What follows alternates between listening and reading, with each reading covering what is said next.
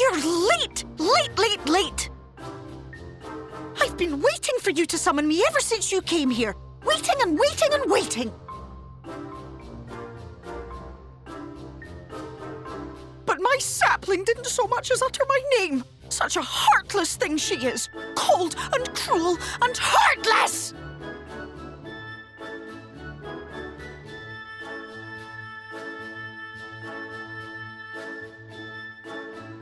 Another self-important little brat. Just what we need. Reminds me of my childhood.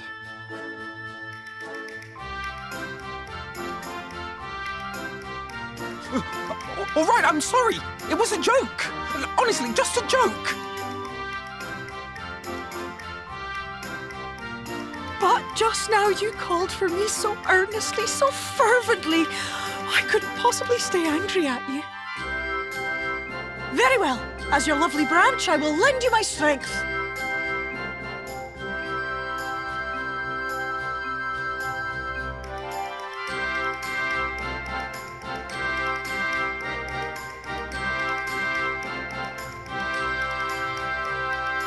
Well.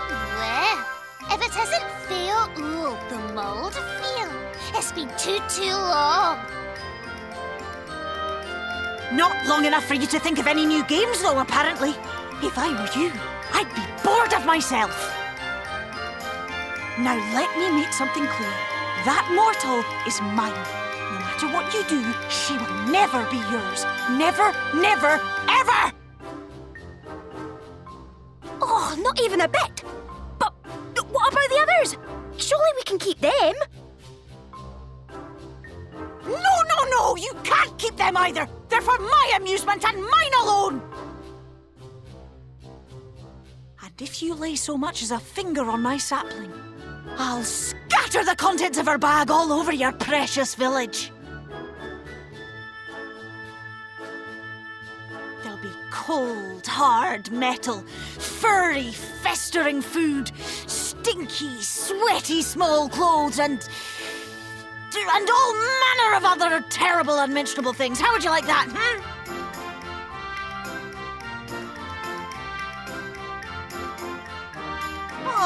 All right.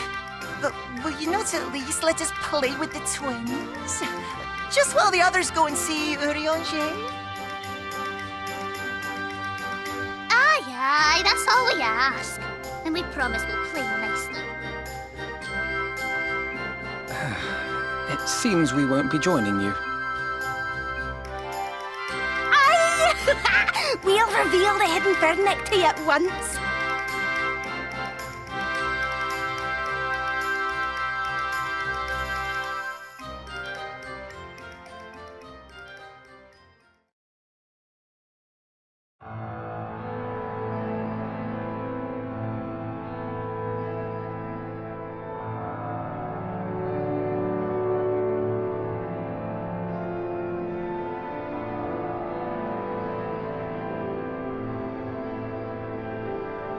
So this is the true Ilmeg.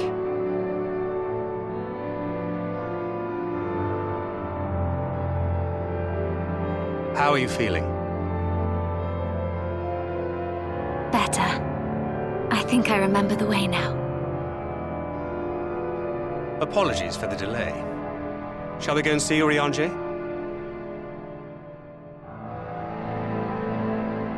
Your lovely branch is useful, yes? So whenever you're in trouble, you must remember to make use of me!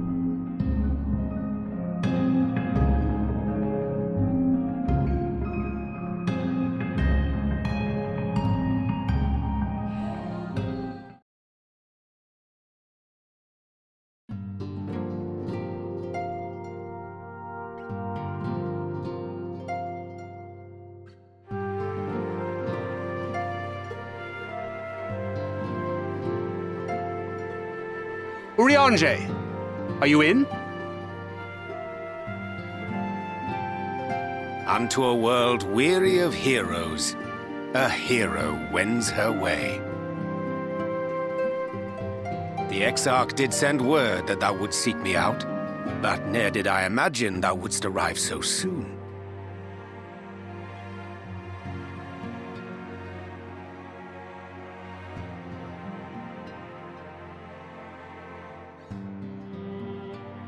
Full glad am I to see thee once more, my friend, and none the worse for thy travails.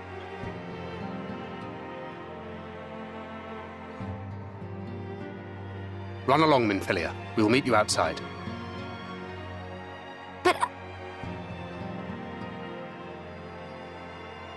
Another one for you to imbue, if you'd be so kind.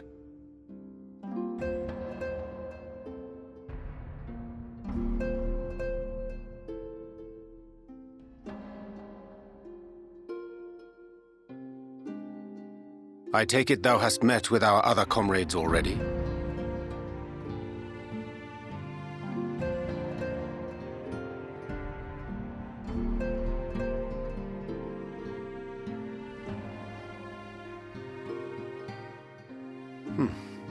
That Master Alphino and Mistress Alize now travel in thy company is of great comfort to me.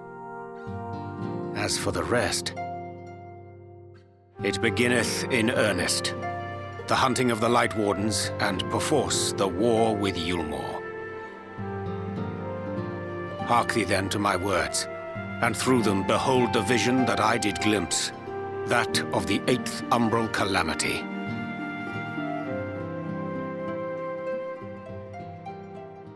As I drifted hither to the first, traversing the boundary twixt reality and potentiality, I did bear witness to events yet to come.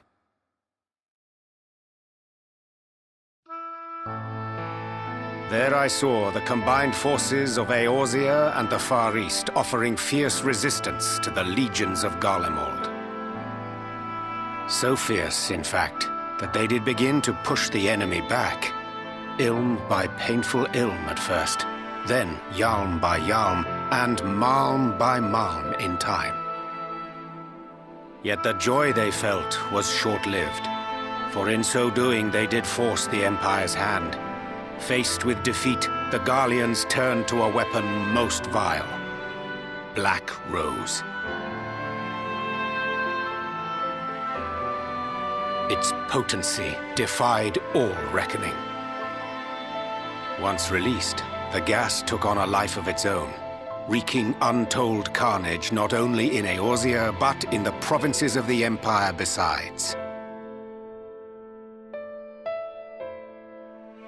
From fighters upon the front lines to babes in their beds, none were spared. And as the casualties became too numerous to count, so did the fabric of civilization begin to unravel. Nor did the land itself escape unscathed, for spreading from the site of its release, Black Rose brought death to the very soil. To survive amidst the chaos and upheaval, men came to live by the sword, the rule of law giving way, inevitably, to the rule of might. Thus was the spark struck and the fire kindled, and swiftly did it spread as a blaze in a field of straw to engulf every corner of the world. Nations worthy of the name did then cease to exist. And those souls brave and true who might have risen to restore order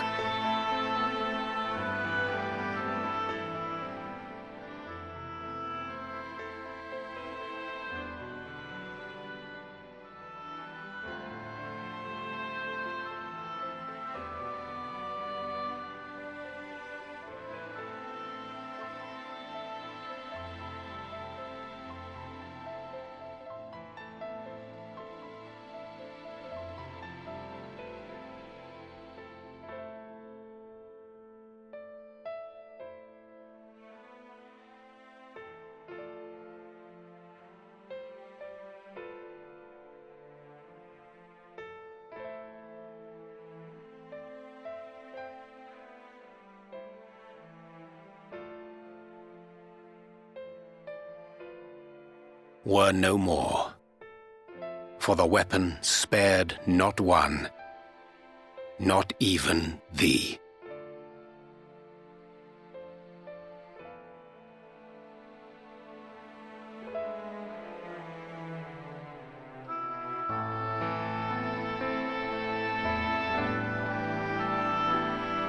An endless age of war, begotten by the blight of Black Rose. Such is the legacy of the 8th umbral calamity which I did behold.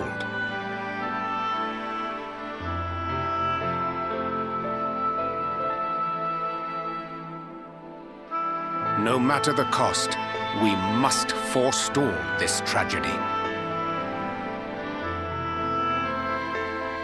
To that end, I have labored during my sojourn in this world, discovering in so doing the answer to a pressing mystery.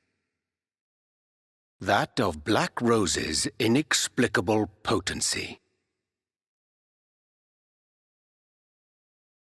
Come.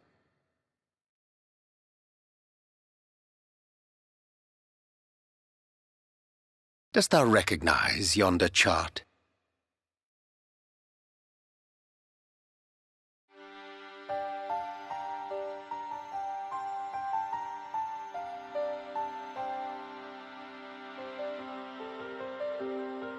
Indeed.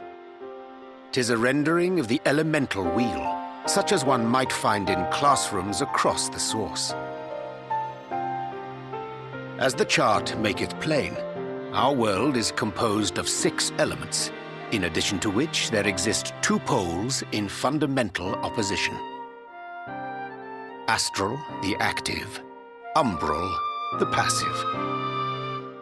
As a reflection of the source, the first naturally compriseth the selfsame forces. Yet, curiously, there is a notable divergence in their nomenclature. To be specific, the denizens of this world employ not the terms astral and umbral.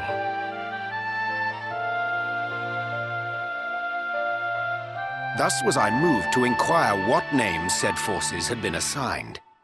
A simple question which yielded a most unexpected answer. Upon demanding the name of the pole aligned with activity and growth, I was told that as life's myriad colors combine to produce black, the people of the first had called it darkness. At this, did my mind begin to race. Yet 'twas only when I asked what name had been given to the pole aligned with passivity that mine eyes were opened to the truth. Peace and tranquility being as purest white, unmarred by color, I was told it had been given the name of light.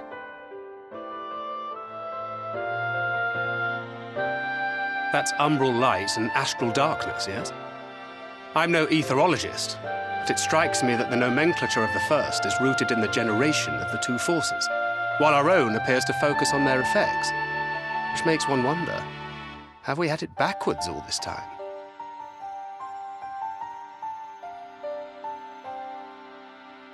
"'Tis indeed a compelling question, and one which beareth closer examination. Yet what knowledge we already possess sufficeth to explain the chain of events. The phenomenon of etheric thinning observed in the source is the consequence of light, the power of stasis, flowing in from the first to stifle the movement of ether within the land. And according to Master Alphino, Black Rose slayeth by halting the circulation of ether within living beings. Should such a weapon be unleashed even as the first were rejoined, replete as it is with light, we would have a disaster of untold proportions on our hands. A calamity. Well, at least we have a better grasp of what we're facing. Our objective, however, remains unchanged. We are to eliminate the Light Warden of Ilmeg. Speaking of which, were you able to ascertain its whereabouts?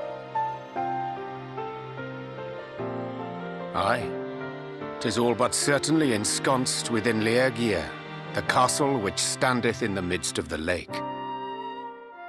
To enter said stronghold, we must needs turn to the pixies for aid. Fortunately, I have become quite adept at courting their cooperation. Henceforth shall I accompany you, and do all in my power to ensure that my vision doth not come to pass.